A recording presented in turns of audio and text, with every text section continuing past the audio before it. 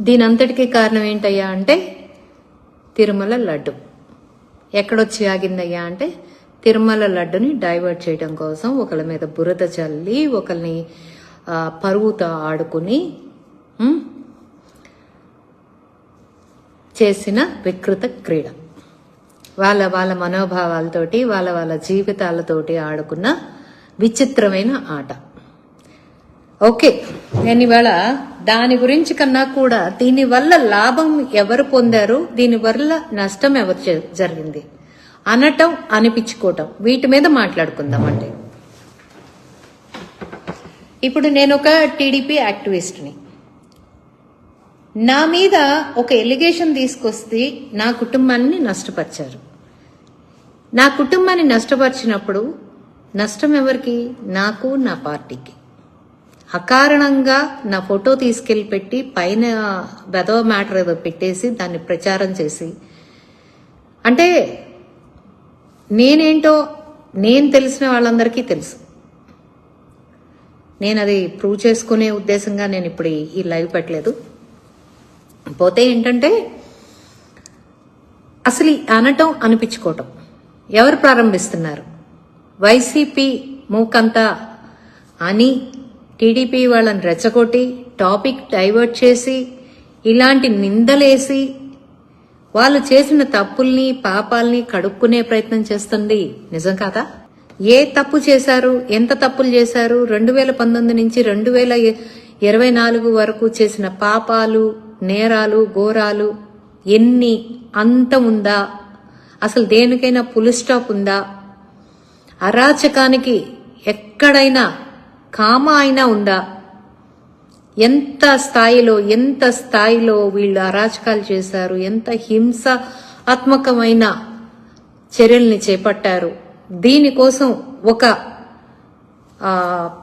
Organised wing ని వీళ్ళు run చేసుకుంటూ కుటుంబాల మీద, ఆడవారి మీద నిర్దాక్షిణ్యంగా దాడి చేస్తూ ఇవాళ నేనైంది, రేపు మీరవుతారు, రేపు ఇంకొకళ్ళు అవుతారు.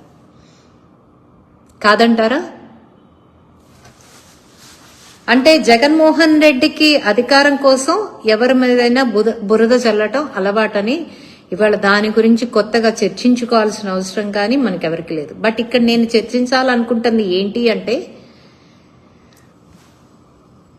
ఒక పోస్ట్ వేస్తున్నారు దారుణాతి దారుణంగా. అది మీ మనస్సాక్షికి తెలుసు అది అబద్ధమా కాదా అని. అది అబద్ధమని తెలిసి మీరు ఒక తప్పుడు పోస్ట్ వేస్తున్నప్పుడు, మీరు అనే వాళ్ళు జైలుకి వెళ్తున్నప్పుడు మీ కుటుంబ సభ్యులు ఎంత ఇబ్బంది పడుతున్నారు? మీ చుట్టూ ఉన్న బంధువులు మీ ఆవిడ్ని ఏమంటారు? నిన్నే సయ్యద్ అనేవాడిని ఒకటి జైలుకి వెళ్ళాడు, 14 రోజులు రిమాండ్ విధించడంతో జైలుకి వెళ్ళాడు. ఇప్పుడు అతని భార్యా బిడ్డల పరిస్థితి ఏంటి? జగన్మోహన్ రెడ్డి వస్తాడా? చూస్తాడా? కనీసం బెయిల్ కూడా ఇప్పించడు, కోర్టు ఖర్చులు కూడా భరించడు. అతనేమి నారా లోకేష్ కాదు. అధికారంలో లేకపోయినా కూడా కార్యకర్తను వదలకుండా పట్టుకుని ఉండటానికి అతను జగన్మోహన్ రెడ్డి. తన స్వార్థానికి ఎదుట మనిషిని వాడుకొని వదిలేయటం ఏంటి అనేది చెల్లిని, తల్లిని చూసాం. బైబిల్ పట్టుకునే తల్లి ప్రజల్లోకి వచ్చి ఓట్ బ్యాంకును కాపాడి ఆయన్ని సీఎం చేస్తే, ఎక్స్-సీఎంగా ఇప్పుడు ఉన్నాడు అనుకోండి. చెల్లెలేమో పాదయాత్రలు చేసి పాపం అన్నకి సానుభూతిని తీసుకొచ్చింది. మా అన్న లాంటాడు, మా అన్నయ్య లాంటాడు, మా రాజశేఖర్ రెడ్డి కొడుకు అట్లా, రాజశేఖర్ రెడ్డి కూతుర్ని నేను చెబుతున్నాను వినండి అంట నెత్తి నోరు బాదుకుని ఒక పైశాచిక మనస్తత్వం ఉన్న వ్యక్తిని సీఎం చేసింది. పాపం ఆ రోజున తెలీదు ఆ ఆడకూతురికి. అన్నయ్యగా తోడబుట్టిన వాళ్ళని ఎవరు, ఇప్పుడు అన్న మనస్తత్వం క్రూరంగా ఉందని చెల్లెల మనస్తత్వం క్రూరంగా ఉండదుగా, సహాయం చేసింది.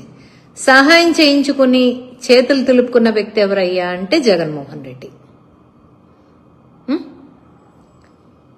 ఇప్పుడు ఇతని కోసం సహాయం చేసే ఈ సోషల్ మీడియా గ్యాంగ్ ఎవరైతే ఉన్నారో వాళ్ళ కోసం నేను ఈ లైవ్ పెట్టానండి. ఇది వాస్తవం. ఎందుకు పెట్టానంటే, నేను అక్కడ ఒక సిఐ గారి డ్రైవర్ నాతో మాట్లాడుతూ, అక్క జీప్ డ్రైవర్ అండి, ఇది ఇంతకుముందు నాకు డ్రైవర్గా చేశాడు, అతను చెప్పాడు వీళ్ళు చేసే దౌర్భాగ్యాలు పాపం వాళ్ళ పెళ్ళాం పిల్లలు ఇబ్బంది పడుతున్నారు. నాకేం తెలియదయ్యా, ఇదంతా ఇట్లా చేస్తాడని నాకు తెలియదు, ఇట్లా చేస్తాడని తెలిస్తే నేను చేయనిచ్చేదాన్ని కాదు అని మొత్తుకుంటుంది. ఇవాళ మా బతుకు మా జీవితాలు రోడ్డు మీదకి వచ్చేసినాయి అని చెప్తుంది. మీరు చేస్తున్న తప్పు మీతో పోదు, మీ భార్య పిల్లలకి వాళ్ళ బంధువులకి. ఇప్పుడు మీ భార్య ఇంటికెళ్ళి మీ అమ్మా నాన్నకి ఏం చెప్తుంది అంటే తన అత్తమామకి ఏం చెప్తుంది? ఒక ఆడకూతురు మీద పెట్టరాని మాటలు పెట్టాడు మీ అబ్బాయి, ఒక పర్సనల్ ఫోటో తీసుకొచ్చి పెట్టి అబ్యూస్ చేస్తున్నాడు, అందుకని జైలుకి వెళ్ళాడని చెప్తుందా? చెప్పండి అయ్యా. దేనికోసం ఇదంతా? ఎవరి కోసం చేస్తున్నారు? ఇంట గెలిచి రచ్చగలవమన్నారు. ముందు పెళ్ళాం పిల్లల్ని సవ్యంగా చూసుకుని సవ్యంగా వాళ్ళకి కూడు గుడ్డ నీళ్లు ఉన్నాయో లేదో చూసి అప్పుడు రాజకీయాలకి రండి. నేనేదో డబ్బుంటేనే రండి, తింటానుకుంటేనే రండి అని నేను చెప్పను. రాజకీయం చెయ్యండి, అది హెల్దీగా చెయ్యండి, హెల్దీగా చేయండి. ఒక పదవి కోసమో 10 రూపాయల నోటు కోసమో 100 రూపాయల కట్ట కోసమో మీరు మీ బతుకుల్ని తాకట్టు పెడితే దాని తరువాత మీ పెళ్ళాం పిల్లలు పడే బాధ అవమానాలు, ఇవాళ మమ్మల్ని అవమానించామని మీరు ఫీల్ అవుతున్నారు. కానీ మీరు చేస్తున్న తప్పుల వల్ల మీరెళ్ళి లోపల కూర్చుంటే మీ పెళ్ళాం పిల్లలు అవమానాలు పాలవుతారు. ఏ అవమానాలైతే మమ్మల్ని చేశామని భ్రమపడుతున్నారో వాళ్ళు అవమానపడతారు.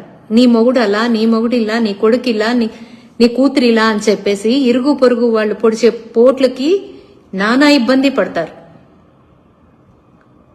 రూపాయి కోసం 10 రూపాయి కోసం జీవితాన్ని మాత్రం తాకట్టు పెట్టుకుని ఇలాంటి పనికి మాలిన వ్యక్తి కోసం తపన పడితే మీరు, జగన్మోహన్ రెడ్డి అన్నాడు ఒక విష పురుగు. ఈ విషపురుక్కి అధికారమే కావాలి, ఎవరి శ్రేయస్సు అక్కర్లా, ఆంధ్ర రాష్ట్ర ప్రజల శ్రేయస్సు అక్కర్లా, కుటుంబ శ్రేయస్సు అక్కర్లా, తన అధికారం తనకు కావాలి. అధికార దాహంతో పడిపోతున్నాడు. పోనీ అధికారం వచ్చిన తర్వాత ఏమన్నా చేతిలో పెట్టుకుని రాష్ట్రాన్ని ఏమైనా ఉద్ధరిస్తాడా అంటే ఏమడు పబ్జీ ఆడుకుంటాడు. ఎవడో చేసిన పనులు తన ఖాతాలో వేసుకుని క్రెడిట్ చోరీ చేస్తాడు, అంతకు మించి ఏం చేయడు. ఈ మాట అంటే మళ్ళీ వచ్చేస్తారు ఎల్ఎం అంట. వినటానికి మాకు కూడా చీదరగానే ఉంది, కాదని నేను అన్ను. కానీ ఏం చేస్తాం, తప్పట్లా. భావి భారత పౌరుల కోసం, రేపటి తరం భవిష్యత్తు కోసం మా జీవితాలను సమతలుగా నిలబెడుతున్నాం అనుకుంటున్నాం. తప్పట్లేదు. ఎందుకంటే జగన్మోహన్ రెడ్డి లాంటి వాడు మళ్ళీ వచ్చాడు అంటే ఇంకా అంతే. అభిమానం ఉండొచ్చు, మీ నాయకుడు అంటే అభిమానం ఉండొచ్చు, కానీ ఒక సామెత ఉంది, తమ్ముడు తనాడైనా ధర్మం మాట్లాడమనుంది. తమ్ముడు తన్నాడైనా ధర్మం మాట్లాడమనుంది. మీ నాయకుడి మీద మీ అభిమానం ఉన్నా మీ నాయకుడు చేసిన తప్పును సమర్థిస్తే మీతో పాటు ఆంధ్ర రాష్ట్రం కూడా నాశనం అయిపోతుంది. ఎందుకు ఇదంతా? ఎవరి కోసం చేస్తున్నారు మీరు అదంతా? ఏం సాధించడం కోసం చేస్తున్నారు మీరు ఇదంతా? చెప్పండి.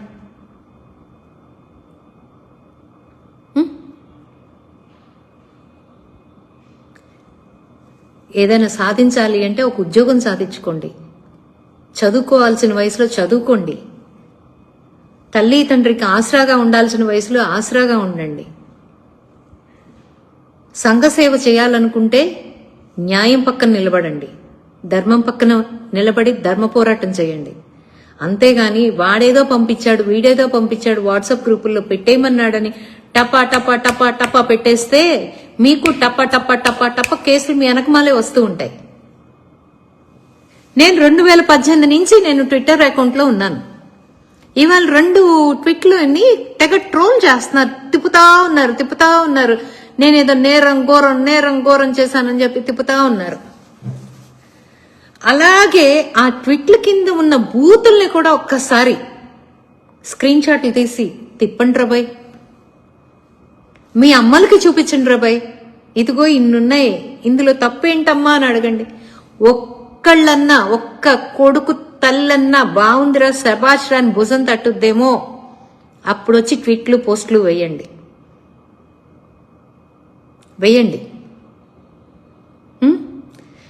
2018 నుంచి ఇప్పటి వరకు నేనేసిన దాంట్లో జగన్మోహన్ రెడ్డి కూతుర్లు ఉసురు పట్టిపోతారేమో అంటాం మీకు నొప్పి కలిగించింది. నిజమే, బాధే, ఎవరినన్నా బాధే, మీ పిల్లలన్నా బాధే, ఎవరినన్నా బాధే. మరి ముందు ఎవరినన్నారు, ఎందుకన్నారు, ఎందుకు అనిపించుకున్నారు?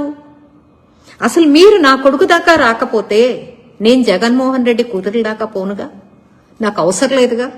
వాడెవడో ఎక్కడో ఉంటే వాడి కూతుర్లు ఎక్కడో ఉంటే నాకెందుకయ్యా, నాకెందుకు? నేను వాడు చేసే అరాచకం గురించే మాట్లాడతాను. మళ్ళీ వాడు అన్నానని మళ్ళీ ఆ స్థాయి నీకుందా? స్థాయి అంటే ఏంటి? ఆర్థిక నేరాలు చేసి డబ్బులు సంపాదించుకుంటే స్థాయిలు వచ్చేస్తాయా? స్థాయి అంటే ఏంటి నాకు తెలియక అడుగుతున్నాను. ఒక స్థాయి అంటే ఏంటో వివరించండి ఎవరైనా. కామెంట్ చేయొచ్చు, నేను చూసుకుంటాను. మాట్లాడితే స్థాయి స్థాయి స్థాయి స్థాయి, నీ స్థాయి ఏంటి? నువ్వు మాట్లాడే స్థాయి ఏంటి? నేను ఒక ఆంధ్ర రాష్ట్ర సివిలియన్, నేను ఒక పౌరురాల్ని, ఆంధ్ర రాష్ట్రానికి నేను ఒక ఓటు హక్కు ఉన్నదాన్ని, నాకు ప్రశ్నించే రైట్ ఉంది. నేను పొలిటీషియన్ని తర్వాత పొలిటీషియన్ అనే దాన్ని తీసి పక్కన పెట్టే ఒక ఆంధ్ర రాష్ట్ర పౌరురాలుగా జగన్మోహన్ రెడ్డి చేసే ప్రతి దాన్ని నేను ప్రశ్నిస్తా. ప్రశ్నించే రైట్ నాకు రాజ్యాంగం ఇచ్చింది. ప్రశ్నించిన వాళ్ళందరినీ మీరు ఎల్లెలను చేసేసి, ప్రశ్నించిన వాళ్ళ ఎల్లెమ్మలను చేసేసి ఏం సాధించారో చెప్పండి నాకు. ఏం సాధించారు? ఇప్పుడు నిన్న ఇష్యూనే తీసుకుందాం అబ్బా.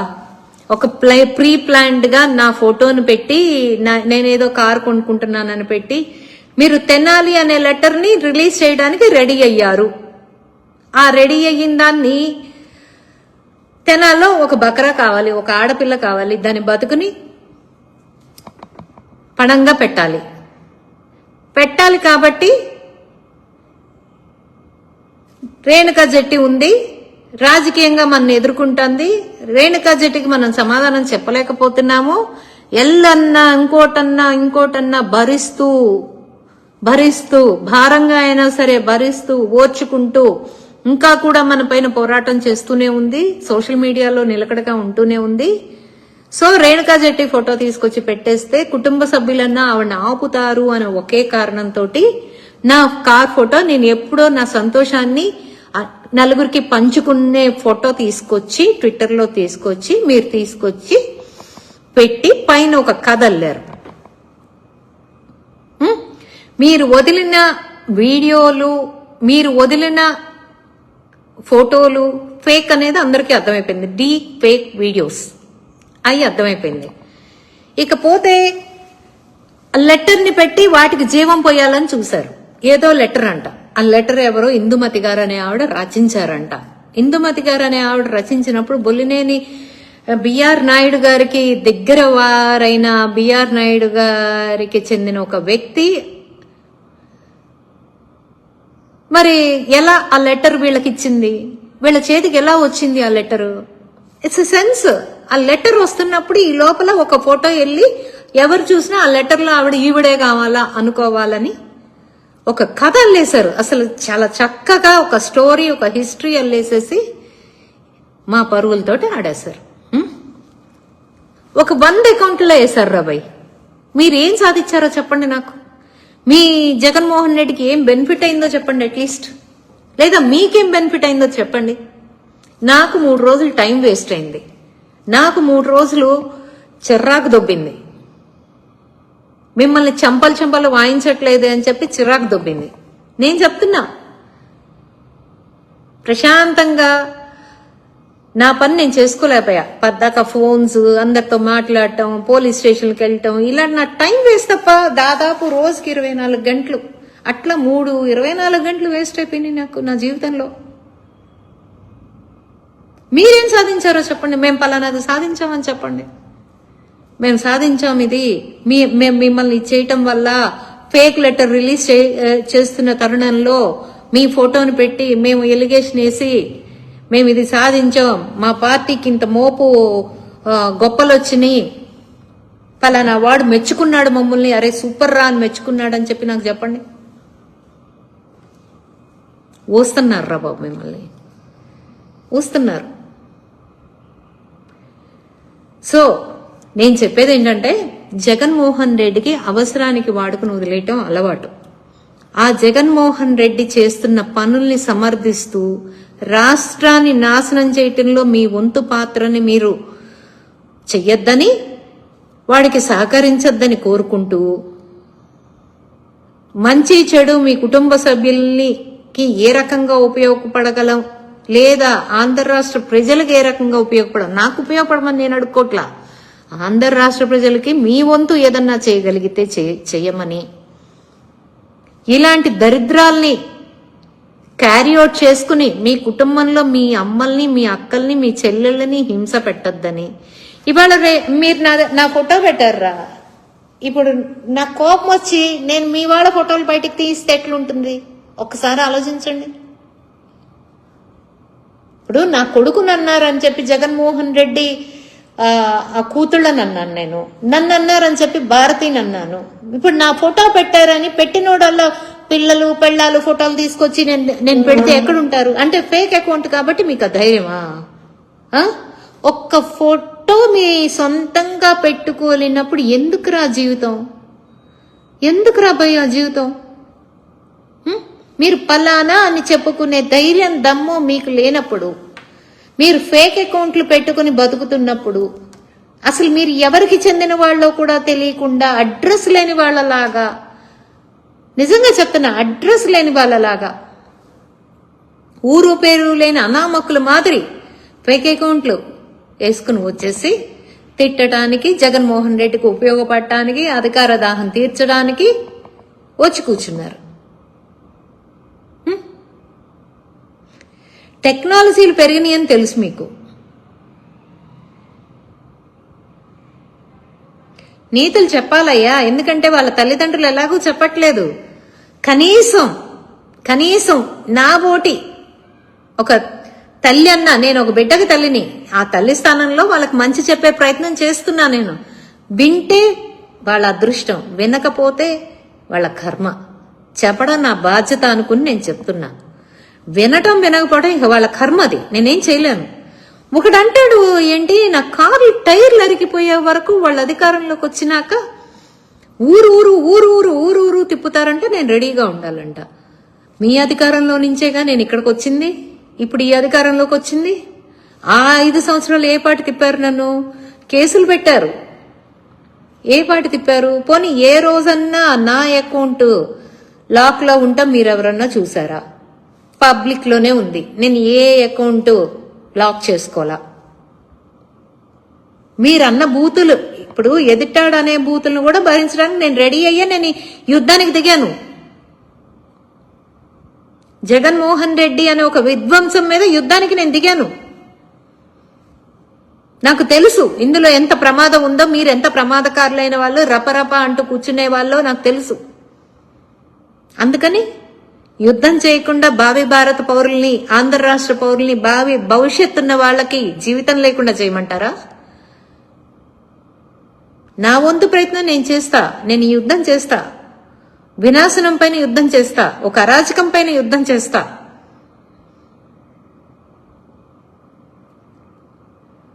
ఒక కిరాతకుడి పైన యుద్ధం చేస్తా.